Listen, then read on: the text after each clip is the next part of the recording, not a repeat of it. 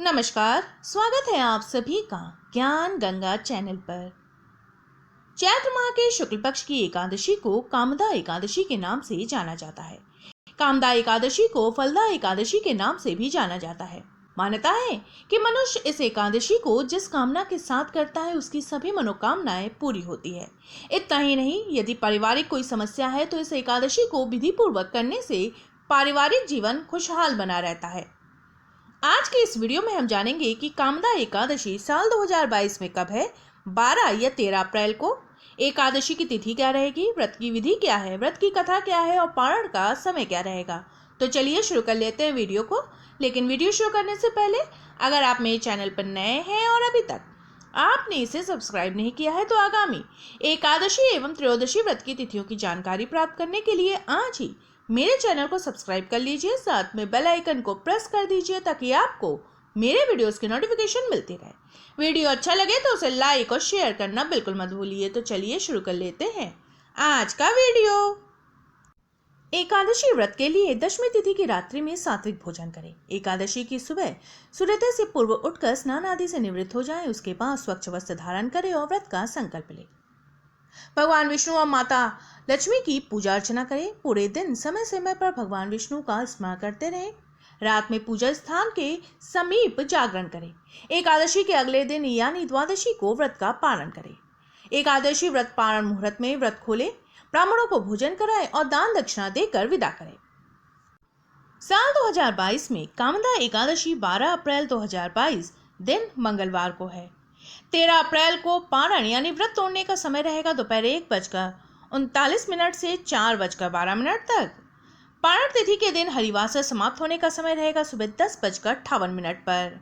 वहीं एकादशी तिथि का प्रारंभ होगा 12 अप्रैल की सुबह 4:30 पर और समाप्ति होगी 13 अप्रैल की सुबह 5:02 पर। कामदा एकादशी की व्रत कथा के अनुसार भोगीपुर नाम के नगर में पुंडरीक नाम का राजा राज करता था। भोगीपुर नगर में अप्सरा, किन्नर तथा गंधर्व रहते थे।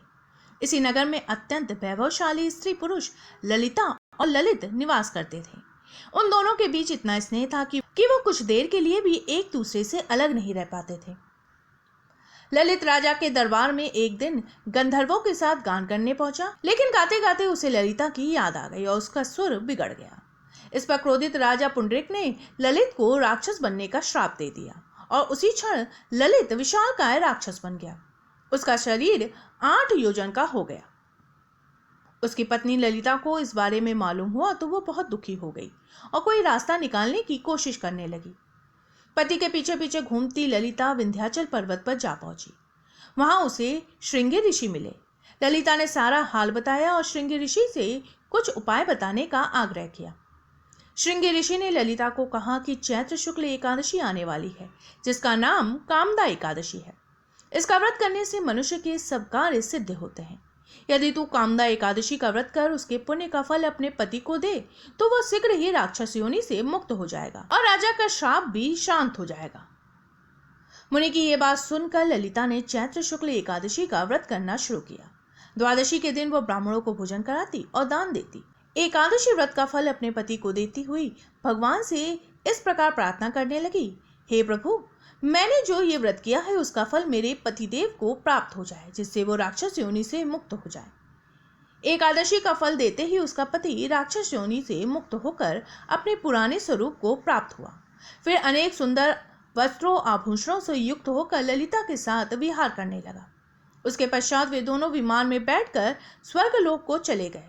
वशिष्ठ मुनि कहने लगे कि हे राजन, इस व्रत को विधि पूर्वक करने से समस्त पाप नष्ट हो जाते हैं और राक्षस आदि की योनि भी छूट जाती है। संसार में इसके बराबर कोई और दूसरा व्रत नहीं है। मेरे वीडियो में अंत तक बने रहने के लिए आपका बहुत बहुत धन्यवाद। फिर मिलेंगे किसी नए वीडियो के साथ।